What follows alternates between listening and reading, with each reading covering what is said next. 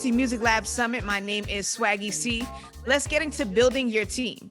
There is no such thing as a solo project. Behind every successful artist is a team of people working to make sure that things run smoothly. And that team is just as important for young musicians taking their first steps in the industry as it is for those with dozens of platinum records. But who do you really need on your side if you want to build a sustainable career as an artist? To answer that question, we're joined by two panelists who are truly indispensable to their clients. Angela Rogers has over 15 years experience as an entertainment lawyer, representing artists, producers, songwriters, publishing companies, and executives, as well as fashion bloggers, YouTubers, and startups. Angela received her Juris Doctor from the University of Baltimore School of Law and received her Bachelor of Science from Hampton University. She interned at Sony and then at Epic before moving to James McMillan, where she was made a partner and named to Billboard's prestigious 30 Under 30 list. She started her own practice, Rogers Law Group, in 2013. Our next guest, Solomon Sounds, who in his yearbook from Elmont Memorial High School is seen holding up $61 in cash and 3 debit cards with a quote beneath him that reads, "I want to be the next big music mogul. Doesn't the stack speak for itself?" Well, he's been making good on that goal ever since. He discovered and managed XXX Tentacion until the rapper's death in 2018, and he's overseen the release of 2 posthumous X releases, the 2018 Skin and 2019's Bad Vibes Forever. He also manages PPP Cocaine, Cochise, Ski Master Slump God, and BFB Pac-Man, along with Stay Solid Rocky, just to name a few. Last year, he became the Senior Vice President of A&R at Capitol Records, where he signs and develops artists for the company's flagship label. Welcome, guys. How you feeling? Hi, nice to be here. Nice meeting you. Yes, Hey. I'm so excited. I'm so excited to have you guys here. We are really catering to so many artists and everybody that has been tuning in with us right here on the Pepsi Music Lab Summit. To kick it off, Solomon, can you break down a few of the essential members of an artist's team and explain, kind of briefly what they do for their clients? I would say at like the core of an artist's team, and of course, at any time it could expand and get a lot bigger, but at the core, there would be a manager, there would be a lawyer, there will be somebody that can help with visuals, there will be somebody that can help produce the actual music. And in this day and age, it's really smart, even in like early startups, for artists to invest in having, a serious digital person that can be a part of their team early to really help kind of guide and, shape what their career is going to be like in the digital space, because that's more important than ever. Yeah. Do you think that there are an essential 3 that maybe an upcoming artist should have? I would say, my advice to a young artist who's starting to see some, real traction in his career is to get a really good manager that he could believe in, that's really reliable, and if he's in the space to where, he's starting to do deals, or, he's getting attention from record labels and he's really, considering that, I would really, really, really, consider want him to consider getting a really good entertainment attorney to really help him navigate that and understand, because, there's no prerequisite to this. Once you're in this and you're expected to know and be able to, negotiate at the highest standard. So having a really good entertainment attorney is really important. And then, especially if you're touring, I think a touring agent is really, really, really important. For some of the artists that I've worked with, having the right touring agent has been make a break for them. So I think that's really important as well. So those would be the top 3, I would say, if you had to pick 3, but, I think everybody's situation is different. I think you got to really look at your situation and kind of tailor fit your personal needs and find the people that are best suited to help you do what exactly it is that you're trying to do. Well, you put a lot of emphasis on entertainment lawyer and attorneys. So I'm glad that we have Angela here who could definitely provide some insight to that for all the upcoming artists who are tuned in right now, or anybody just really trying to get their feet wet in this music industry. Angela, what should some of the inspiring artists right now be conscious of from a legal standpoint when they're building their teams? Kind of touching base on what Solomon said, like having an attorney is really important, having a manager is really important. You know, and also with management, I always tell artists when they're starting out or choosing a manager, that's like a really personal relationship.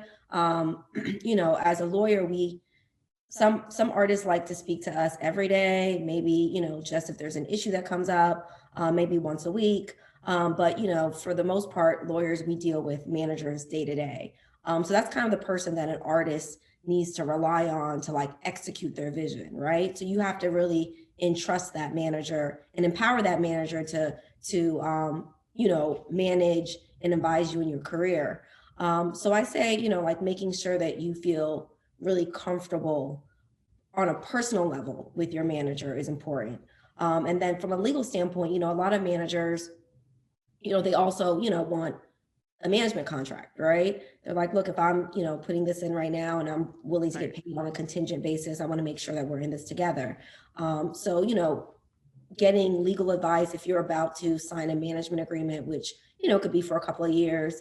Also early on, a lot of new artists end up signing like production deals or deals with producers or, finders who are, setting up meetings or setting up, meetings with producers or labels, things like that. So anytime an artist is, presented with some type of paperwork, I think it's really important that they, get advice from an attorney just so they know what they're giving away. Also, what they're receiving. But, like I said, early on, getting a manager, making sure that relationship, aside from the paperwork or legal standpoint, that just that personal relationship is there, I think is really important.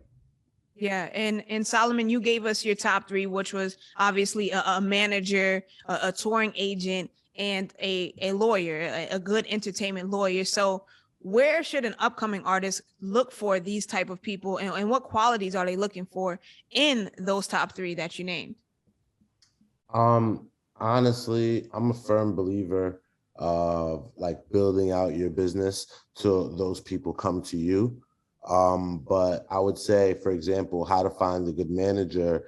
Um, See, that's kind of like, it's kind of hard. It's like you can reach out to somebody that's established and that has great clients, and they may not have the bandwidth for you. They probably get a bunch of solicitations every single day to the point where they probably refer on like word of mouth or referral from a trusted source to, listen to music or to entertain a new client or something like that. With a touring agent, I think building out your business is the best and most essential way to get somebody that is the right person to represent you, because somebody that's able to come to your shows and see you and your crowd reaction and see how you filled up the room and sold merch and how they can basically help you build out your business. There's no better interaction with the touring agent than somebody that's able to actually come and see you do what you're doing and believe in it and be able to like take it and fast track it. In terms of a good lawyer, I think that would be, I don't want to say like the easiest, but it's, I think the lawyers are probably like a lot more receptive to like listening and just to hearing out new clients and to helping people through things. At least like some of the lawyers that I've experienced, I've been very lucky to I'm fortunate to deal with great attorneys in this business that have taken to me while I was very young and kind of taught me a lot. So I think just trying to reach out to attorneys of artists that you like, or, maybe a local attorney, or, there's levels, and depending on your situation and where you're located, there's different ways to go about it. But I would definitely say it's about just building out your own business first and just, giving people something to work with. Because I think the more successful you are on your own, the more, people can bring resources and opportunities to the table that you may not be able to bring yourself. But, if you're starting from zero and you're trying to bring all these people in, it may be a little bit unrealistic, and I Right. think it's important to manage your expectations and to know that, like, the more you do for yourself, the more other people will be able to do for you. So it's like, I don't think it's about, oh, I recorded a song, let me get a manager, or I'll put out a song, let me try to go on tour. It's like, no, how do you build out your fan base and be consistent over time and, build a relationship with them to where they're super supportive of your music and, what you're building. I feel like once that happens, people can come on board to help you do certain things, like get record deals or brand deals or whatever the case may be,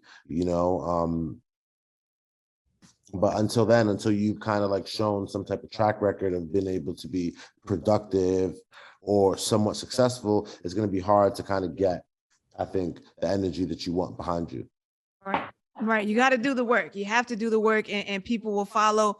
Angela, you're somebody obviously in law, and sometimes there's this connotation that could be a little bit intimidating when you hear the word lawyer or attorney. But where should an aspiring artist go to look for legal guidance or legal representation? I think that, with entertainment attorneys, it's a lot different from how attorneys in other industries advertise themselves. Like, we're not going to be on billboards or park benches. Even online, it's a lot of entertainment attorneys and firms don't have websites.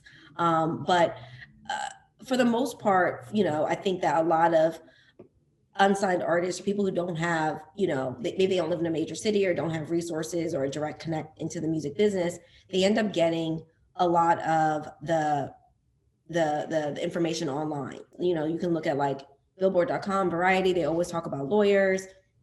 Also, maybe if there's an artist that you look up to, you can see who represents them. So you can kind of do your own digging online just to kind of see, who's an entertainment lawyer in your area or maybe in a certain city. There's also, a lot of attorneys that offer pro bono work. I've dealt with attorneys that, were based in like Philadelphia or Chicago, where there may not be a large amount of entertainment attorneys, but they end up having some that do pro bono work, and they work with like arts programs. So they should definitely check out, like in their city, if there are programs that would work with attorneys that are providing pro bono work. I think Solomon, like you were lucky that you probably early on got to get some advice and guidance from attorneys early on in your career. That's great because you do have attorneys that probably are more open to speaking to managers that are building their business out and looking to grow with them. But sometimes with an artist who doesn't, who they may not have a team at all, it is difficult to kind of get an attorney on the line. But I definitely feel like, you should try to do as much legwork yourself online, and that will probably like help get a couple of names and you can see who calls you back. And Solomon, you obviously manage a variety of artists, and a lot of them are very young. So how often do you see these young artists coming in without any legal representation or legal help? Do you often have to, assist them with that? Most of the time when I find an artist, they don't have an attorney. Sometimes, fortunately, they do, and it's great because you can work with the attorney and they know how to kind of get things moving. So you're building the ship and you're off to the races faster. But in my cases, most of these artists didn't have lawyers. So what I would usually do is present like the best 4 or 5 entertainment lawyers that I could find and that I had relationships with, and I would put them in front of the artists and let them choose who they wanted to go with. And, I think that was really important for a lot of them coming up because they got to understand the business more than just what they heard and, what they may have read online or whatever. It's like the real deal knowledge. And, I think ultimately, like, we're in a very fortunate generation with being in the internet and the information age. So it's like there's so much information out there that, you really do your due diligence and you just really just put in the work and you just do your research, it can really connect you to the right people because you'll know what you're talking about and you'll have the foundation. You know what's odd is like even in this day and age, I still see a lot of artists. They might come out on social media, or go on Instagram Live, and say, they're in a bad contract, or they got a big deal. So either of you could probably touch on this, because Solomon, you have tons of knowledge from managing artists, and obviously Angela, you being a lawyer. What sort of problems can artists run into if they don't have that legal advice early on? For the most part, a lot of times it's artists are presented with contracts, right? And they're like, oh, this is just a one sheet. Like, I read it. I understand what it says. Oh, it's for 4 albums. Okay, I can put an album out now. And then, I'll put another album out in 6 months. And then, I record so much music. I'll be out this contract by next summer, right? But they don't realize, that even though a contract may be short as far as, it's 1 or 2 sheets of paper, it can lock you in for years, right? Like album cycles are different. And I get that a lot when I'm representing new artists. They really think they're able to like run through a record deal because they're like, I put so much music out, I'll be done with this. And I'm like, that's just not how it works. There's a time period, there's an album cycle. There's things you have to kind of understand. And I think when it comes to, a lot of times what happens with early artists, they end up signing like 2 production deals and not really knowing what that entails. They really don't know what they're giving up. The good thing is with major record labels, it's very rare that you're going to have a major record label sign an artist that doesn't have a lawyer. Like they'll send you, like what Solomon said, like if he's, he finds an artist he wants to sign, he'll pass on a couple of, names and let them contact them so they can get some type of representation. But like I said, it happens a lot. It even happens when artists have lawyers and later they're like, oh, I didn't know this said this, or I didn't know it said that. So like having a lawyer is important, but using your lawyer so that you feel like, well, so that that you have all the information to make the decision that you're making is really important. Because a lot of times, artists also, they'll have a lawyer and they'll just trust whatever the lawyer negotiated, and they don't even know what it really means or what it says. And that happens a lot too. So, like using your lawyer is important. Also, making sure that you're informed is really important. Working with your lawyer so you guys are, working hand in hand and you're being advised. You can ask as many questions as you want. Things like that are really important. So. Right. Solomon, what are some of the biggest mistakes you've seen an artist make while building their teams? Sometimes artists, they got what people call homeboy management and things like that. So do you see some of these mistakes?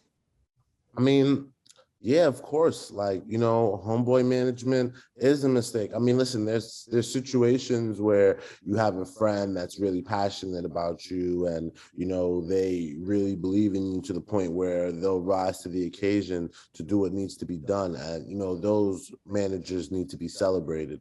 But, unfortunately, there's a lot of the other side of that, which is just, oh, this is my friend and he doesn't know and he's not doing his due diligence to learn the business and to operate at the highest level to represent his friend. So I think that's a big issue. I think signing contracts without getting to know teams is really bad, whether it's a manager, even if it's a label. It's like you want to take your time. You want to know the people who you're doing business with, at least on some type of level, like I always say, I think that's just a really important to have some type of personal relationship with these people, because at the end of the day, it's your life. As an artist, you got to know the people working for you got 1,000 more chances to make superstars if you don't go. But if you don't go, this is your life. Right.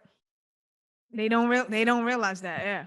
Exactly. So I think that's like a really important thing. It's like, take your time and make sure you're picking the right people to be a part of your team, not just, whatever you think is a quick, easy solution, but like you need the people that are going to be a part of your team and really essential and going to be able to bring you real, true value.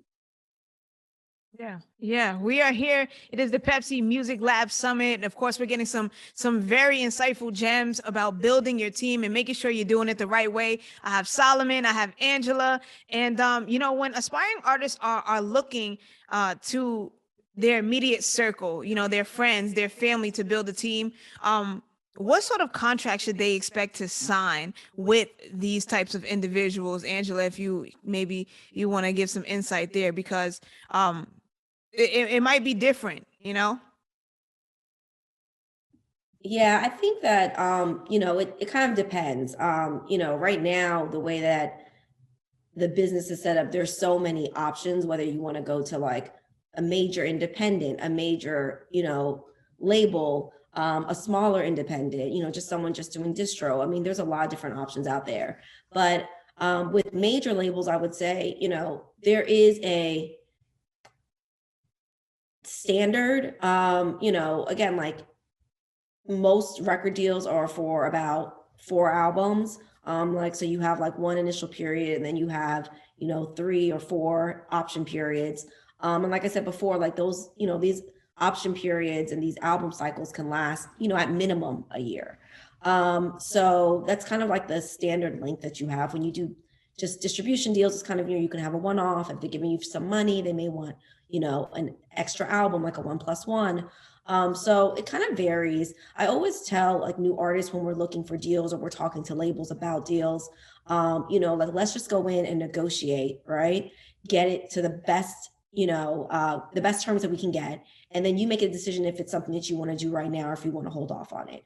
Because, a lot of questions that always come up. Well, one main question that always comes up with a new artist is, what's a crazy deal? What's a great deal? Like, how much money can I get, right? And it kind of just depends.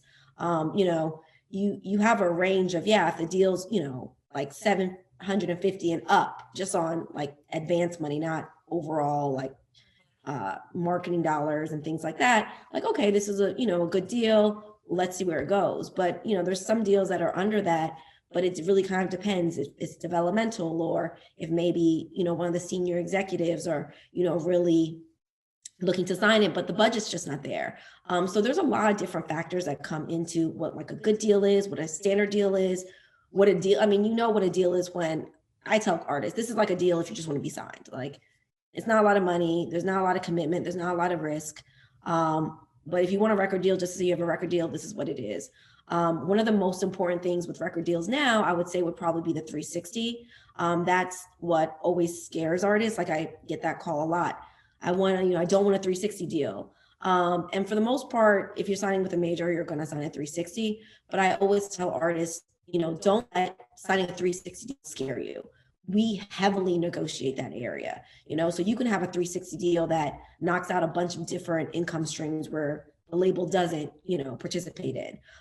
You could have that participation from a label kick in after you make a certain amount of money every, contract period. So, just thinking that you're in a 360 deal and this is like the worst deal ever, that's not true anymore. Like I said, because we do really, really negotiate that area. But again, like sometimes you don't know until we get to the end of negotiations and you see if the money's right for you, the terms are right for you, and then you make a decision. So would you consider a 360 deal a red flag in terms of negotiating, or are there specific red flags that you look for when negotiating?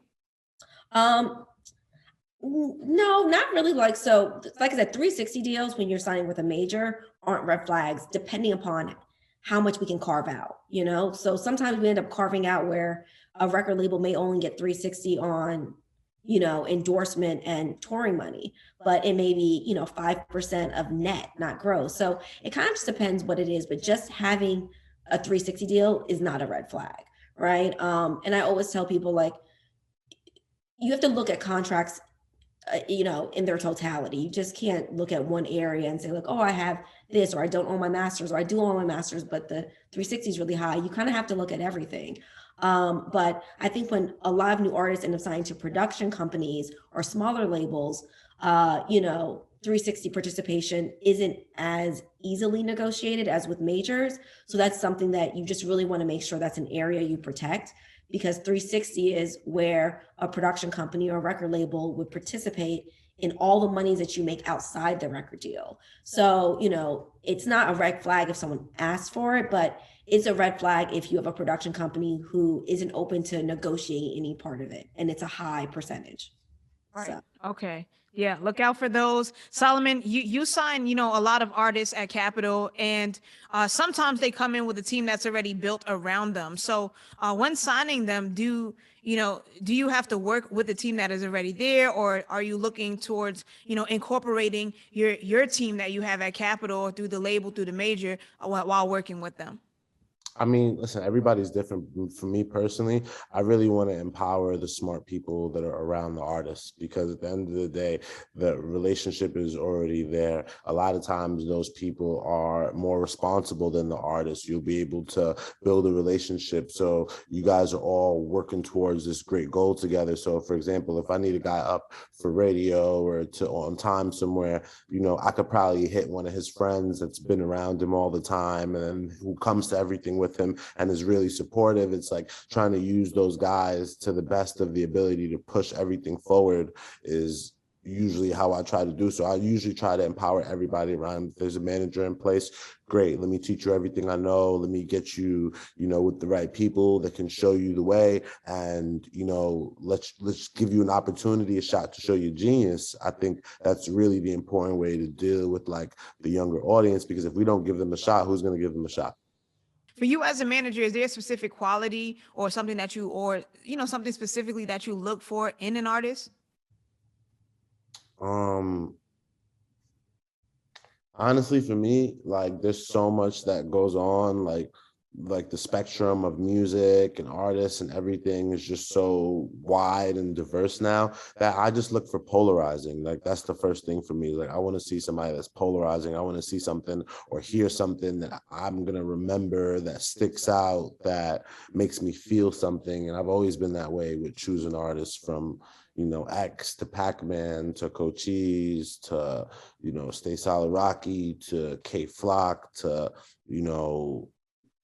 Capella Gray. Like it's always been, oh wow, this makes me feel something. This is a moment. This is big. This, you know what I mean? Like You hold down Capitol Records. How do you keep your ears to the streets and find these artists?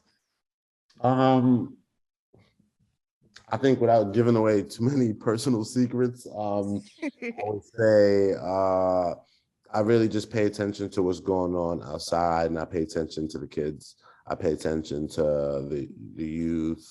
I pay attention to, like, of course, SoundCloud and the digital spaces. And in the same space, I'm always looking for like whatever new subgenre is bubbling up, because a lot of times that's where like a star will come from.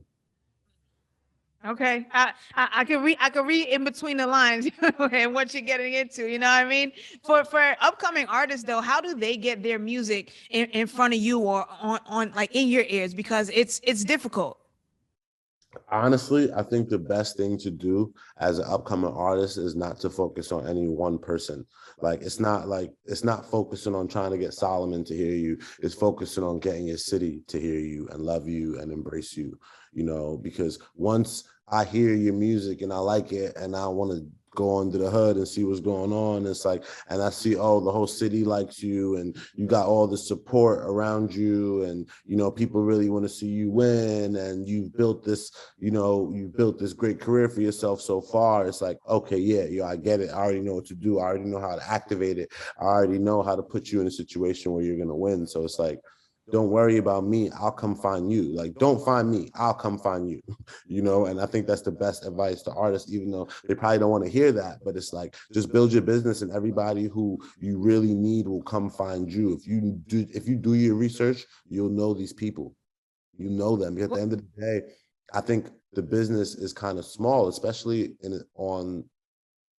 if you're thinking about like who's really doing things on a really successful level. The business is kind of small, so you can identify who's really making a splash, and you're going to know these names if you're paying attention. So if you keep making noise and you keep building your band, you're building your fan base and building your career out, those people will come find you. It's just a matter of time. Well, when it came to X, did you go find him or did he come find you? I went to go find him. And what was different? What was different about X for that? I mean, at the time, he was already like making noise on SoundCloud, and already like he was already like a polarizing image. Like, you know, he was locked up. There was so much things going on around him.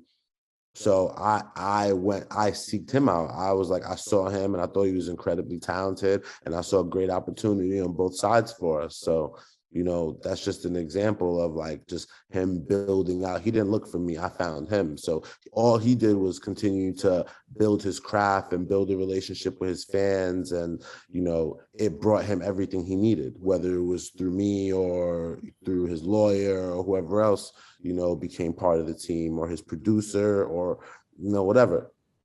Right. Right. Angela, you kind of gave us some insight already to the various deals that exist briefly. And you also structure a lot of different deals. But can you give us an example of a particular deal that you've structured in your capacity? I mean, there's so many right now. Like artists are so, you know, lucky and blessed to be in a space where they have a lot more leverage than they did like 10 years ago and doing deals. Just because there's so many platforms to release music independently, right?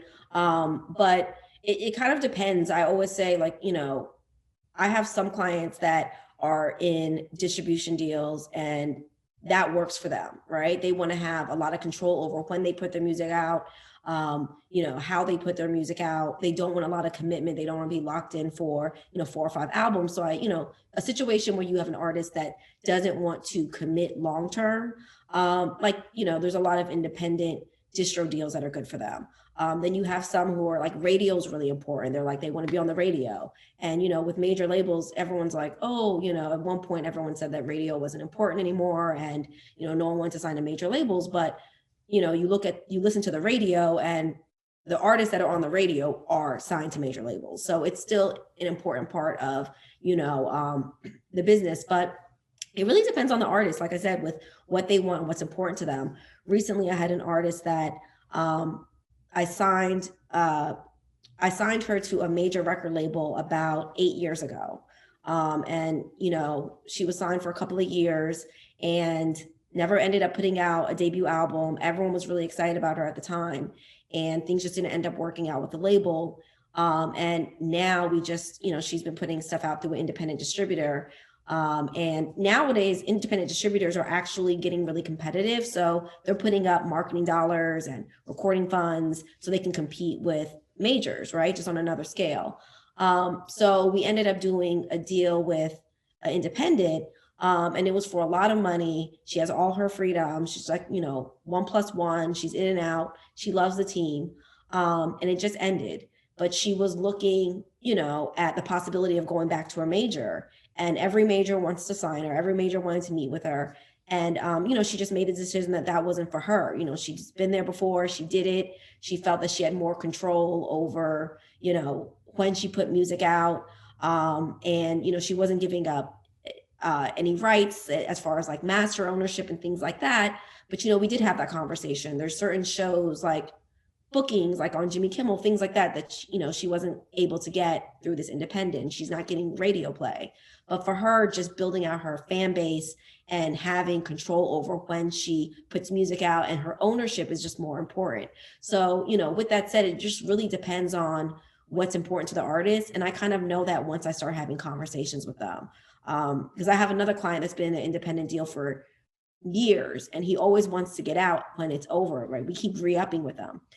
And he's like, I need to go to a major. I need to go to a major. And I'm like, you've been signed to this distro company, and we keep re-upping this deal with you. You don't realize how good you have it. You put music out whenever you want. They fund all your projects. You have full control over what you do. And, you know, I'm like, for him, I've been representing him for, like I said, 8-10 years now. So I know he will go crazy. He would definitely be one of those artists that would be on social media, you know, like F you to Atlanta, like, you know what I mean? That would just be him. I know. So it's like I said, everyone's different, but, you know, sitting down with an artist and seeing what's important to them, and then showing them like what options they have. And like I said, there's a lot of options for artists right now. That's how you kind of know what would be a good fit for them. That's great. That's great. Listen, I want to thank you guys so much, Angela and Solomon, for your time and dropping so many gems today. It's definitely been a pleasure. And you know, I want to make sure that everybody is keeping updated with what we have going on. So make sure you're visiting our website, PepsiMusicLab.com, for updates surrounding this year's Pepsi Music Lab Summit, and as well as following Pepsi on all socials and checking out that hashtag Pepsi Music Lab Summit. I'm your host, Swaggy C. Again, Solomon and Angela, thank you so much. Thank you so much, for having us.